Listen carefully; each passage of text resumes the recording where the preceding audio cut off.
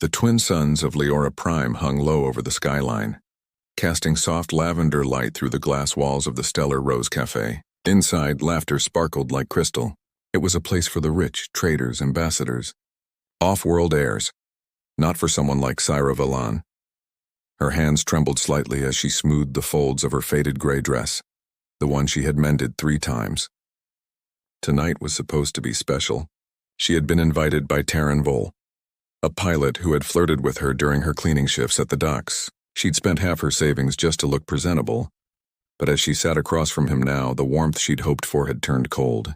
Taryn leaned back, smirking as he sipped his golden drink. "You really thought this was a date?" he said loudly enough for nearby tables to hear. "You're just a cleaner, Syra. A pretty one, sure, but look around you. This isn't your world." The words hit harder than she expected. She felt eyes turning toward her, human and alien alike, curious, entertained. She tried to steady her breath. The waiter appeared, sleek uniform crisp, tray balanced perfectly. "Will that be all, sir?" Taryn grinned. "Oh, yes." "She's paying." Syra blinked. "Me?" He nodded. "You said you'd cover the drinks, remember?" She hadn't, but her voice caught in her throat. I can pay for mine." She reached into her small pouch and placed a chipped 5-credit coin on the tray. It wasn't much, barely enough for 1 drink. But it was all she had. The waiter looked at it, then at her, his brows arching in mock pity. 5 credits? He said, his voice dripping with disdain. "Miss, perhaps you didn't realize this establishment has a minimum charge of 100. A ripple of laughter spread around the nearby tables. Taryn chuckled too, clinking his glass. "Oh, come on, don't be mean. She's just trying to play rich." Syra's throat tightened. Her violet skin darkened with embarrassment, the faint bioluminescent glow beneath her collar dimming. "Keep the coin," she whispered, standing quickly. "I'll find a way to pay." But the waiter tossed the coin back at her. It clinked against the marble floor, rolling until it hit the polished boots of a man sitting alone near the corner. He was tall, human, dressed in a simple dark jacket that somehow looked more elegant than any suit in the room. Cale Drayan glanced down at the coin, picked it up between his fingers and studied it. Faint etchings glimmered under the cafe's neon lights, an ancient pattern of circles and lines almost like constellations. He looked up. Across the crowd, his gray eyes met Syra's trembling gaze. For a moment, the laughter, the lights, and the noise all faded. Something flickered between them. Recognition or perhaps curiosity, too deep to name. "Excuse me," Kyle said quietly, standing. His voice carried easily, calm and measured. "Is this yours?" Syra hesitated, then nodded. "It's just a coin," she whispered. Cale turned it in his palm, his expression thoughtful. "No," he said softly so only she could hear. "This isn't just a coin. It's a relic." Taryn rolled his eyes. "Hey man, we're in the middle of something." Cale ignored him entirely. "Miss," he said gently to Syra, "may I speak with you outside for a moment?" The waiter opened his mouth to protest, but one look at Cale's face, calm, composed, yet carrying an unmistakable authority, silenced him. Syra glanced at the coin, then back at Cale. Something inside her urged her to trust him. She nodded, clutching the edge of her dress as they stepped out into the cool evening air. Behind them, the laughter inside continued, but out here, under the neon lights and drifting airships above, everything felt quieter. "That coin," Cale said, holding it out in his palm, the glow of the city reflecting off its etched surface. "Where did you get it?" Syra swallowed hard. "My mother left it to me," she said. "It's all I have left of her." Cale's gaze deepened. "Then, Syra, you have no idea what you're holding." The city lights shimmered across his eyes, and in that moment the faint hum of destiny seemed to rise beneath the soft hum of the neon streets. The streets of Neo-Lyra pulsed with soft indigo light as Syra and Cale walked in silence.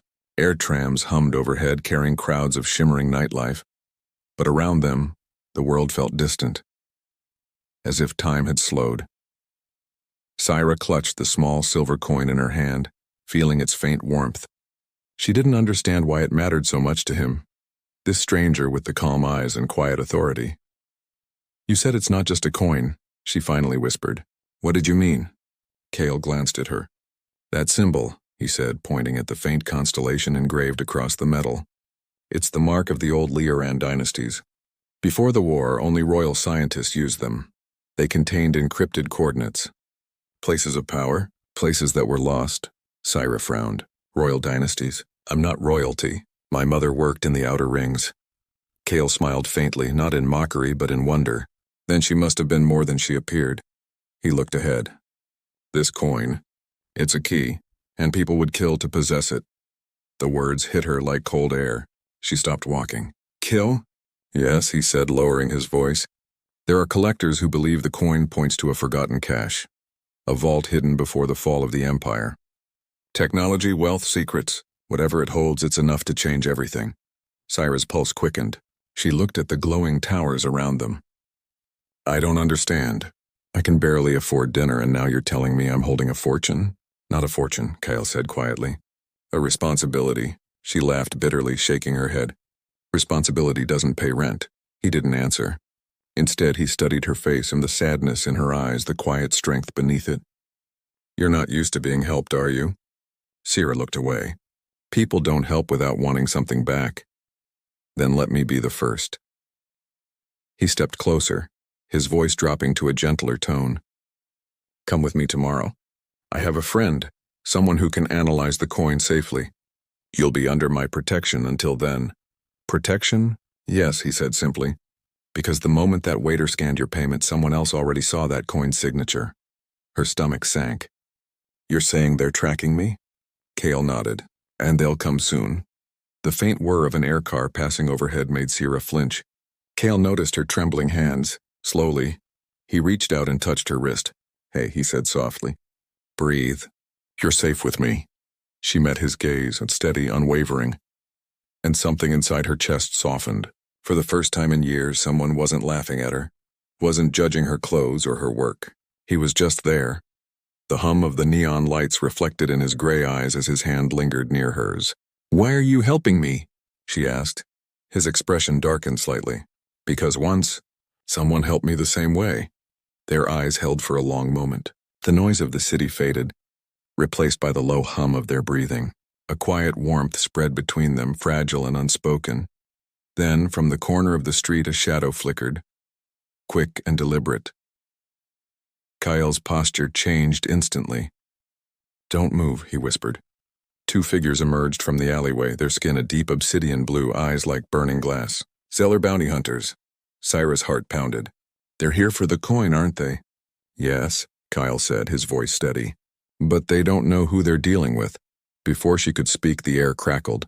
A pulse weapon flared, and Kale moved with impossible speed, pulling Syra behind him. The blast hit a wall, scattering sparks across the pavement. Run, he said sharply.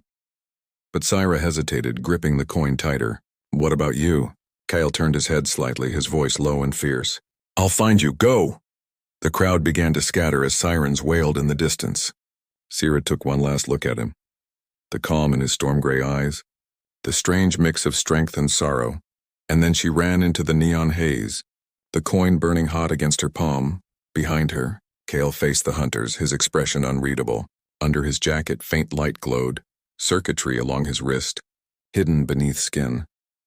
The man who'd come to her aid was not just human, and somewhere in the city's underbelly, the hunt for the coin and for her had begun. The rain fell softly over the rooftops of Neo-Lyra, turning the city's neon lights into rivers of color. Syra sat in a cramped maintenance room at the edge of the industrial district, her breath shaky, her clothes damp. The coin lay on the table in front of her, glowing faintly with shifting constellations. She didn't know how long she had been hiding, minutes, maybe hours, and before the door creaked open. You're harder to find than I expected, Kale's voice said quietly. Syra's head snapped up. He stepped through the doorway, soaked but alive. His jacket was torn, a faint scorch mark running across his shoulder. You're hurt, she whispered, standing quickly. Not badly, he said, brushing it off. You shouldn't have run this far. It made tracking you difficult. I thought you told me to run. A shadow of a smile touched his lips. I said run, not disappear into the industrial quarter. She almost smiled back, but her gaze drifted to his shoulder again. Under the torn fabric, faint silver patterns glimmered beneath his skin, metallic lines that pulsed faintly like living circuits. What?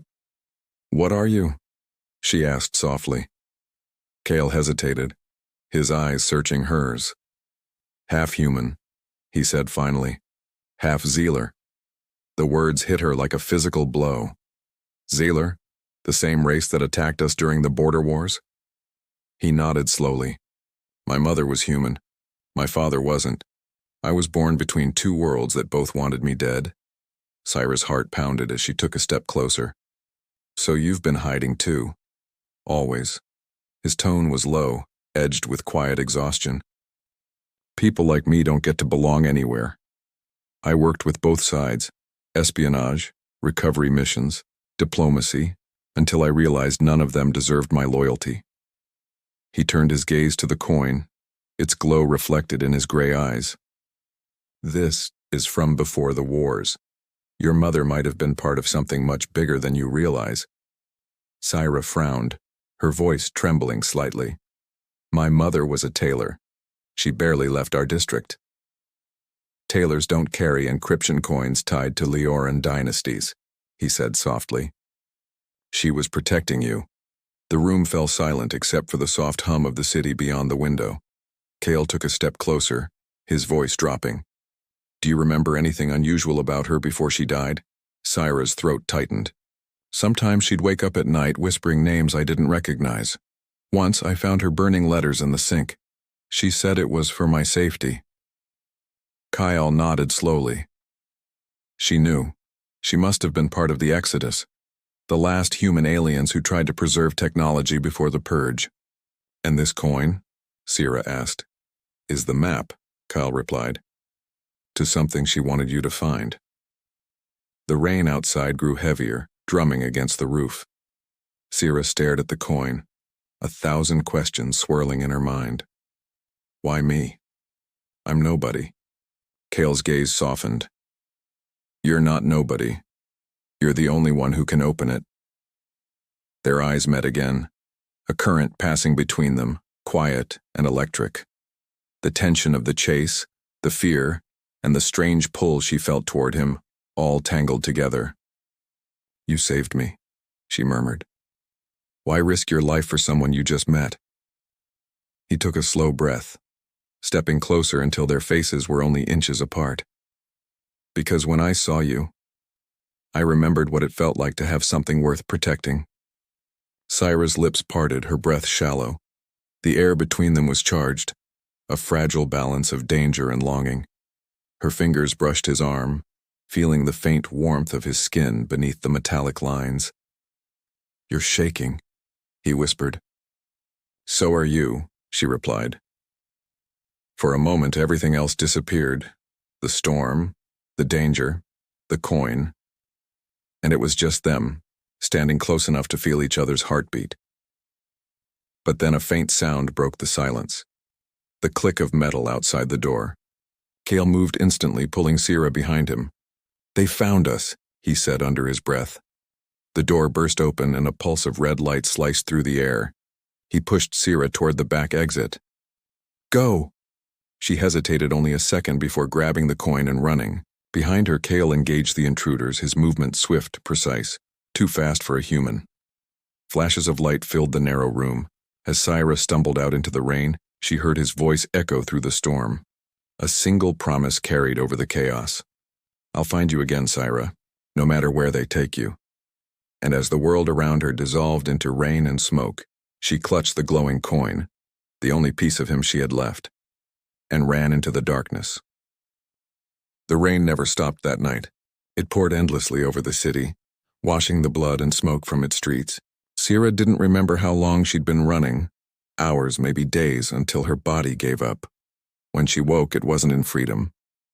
It was in a sterile, cold chamber lit by white fluorescent panels. The walls pulsed faintly, alive with veins of data streams. She tried to move, but her wrists were bound by glowing restraints. A voice spoke from behind her. Welcome back, Syra. She froze. She knew that voice. Slowly, she turned her head. And there he was. Cale. But he looked different now. Gone was the man who had fought through rain and fire to protect her. His eyes were colder, sharper. He wore a black coat lined with metallic sigils, the mark of the Zealer Intelligence Division. Cale, she whispered, her voice cracking. What is this? He stepped closer, his expression unreadable, a misunderstanding. You're safe now. Safe? She hissed. You lied to me. You said we were running from them. His jaw tightened. And we were, but I didn't tell you who they were. Then who? He exhaled slowly, his tone low. The coin you're holding, God, it isn't just a map. It's a key to a weapon your mother helped hide during the war, something capable of ending both our species. Both sides are hunting it, so you were using me? She asked bitterly. Was that all I was to you, a tool? Kyle's eyes flickered with something she couldn't name. Guilt, maybe. It started that way, he said quietly. But it didn't end that way. She didn't know whether to scream or cry. Her chest tightened as she spat. You think that makes it better? He took another step closer, ignoring her fury. Listen to me, Syra. I tried to protect you from this, from them, but they already know who you are now. Who I am, she whispered. Kyle's gaze softened, his voice almost breaking. You're not just a tailor's daughter. Your mother wasn't just part of the resistance. She was its leader. Her code name was Lisara, the architect of the Human Defense Network. And you... He hesitated. You're her heir. Syra's breath caught. Memories she'd buried. Her mother whispering codes in her sleep, the burned letters, the strange symbols etched into their old floorboards. All came rushing back. No, Syra shook her head. You're lying. I wish I was, he murmured. The Zealer Council found out last week. They ordered me to bring you in alive, or not at all. Her heart dropped. And you obeyed. He flinched. I didn't have a choice. You always have a choice, she cried. You could have let me go and watched them hunt you like an animal. His voice rose. You wouldn't have lasted a day without me. The room fell silent, their anger collapsing into something raw. Sorrow, betrayal, and something neither wanted to name. Finally, Syra looked away. So what now? Are you going to hand me over? Kale's expression hardened. No. I'm getting you out. She blinked. Out? You just said, I said I was ordered to bring you in. I didn't say I would. He stepped closer, lowering his voice. They think you're unconscious. The restraints are only visual. I've already disabled the energy field. He touched the cuffs on her wrists. They flickered, then dissolved into nothing. Why are you doing this? She whispered. After everything? He met her gaze. Because somewhere between the mission and the lies, I stopped wanting to save the world. I just wanted to save you. Her chest tightened. And when they find out? Then I'll deal with them, he said simply. He reached for her hand, hesitant, almost reverent. But before their fingers met, an alarm split the silence. Red lights flooded the room. They've detected the energy drop, Kyle muttered. We're out of time. The walls began to shift, metal panels retracting to reveal mechanical guards emerging from the shadows. Kale drew his plasma blade, its blue edge humming. Syra, take the coin and run. This time don't look back. No, she said fiercely. Not without you. Their eyes met, a storm in both, and for one suspended heartbeat, the chaos fell away. Then the first drone lunged. Kale moved faster than she'd ever seen, slicing through metal and light. Go, he shouted again. Syra grabbed the coin, clutching it against her chest as she ran through the smoke and sirens, the echo of his voice haunting every step. As she disappeared into the corridor beyond, she heard his final words, raw, desperate, and full of a truth she had waited her whole life to hear. I never lied about this. Syra, I love you. The door slammed shut behind her, and this time she didn't run from him. She ran for him.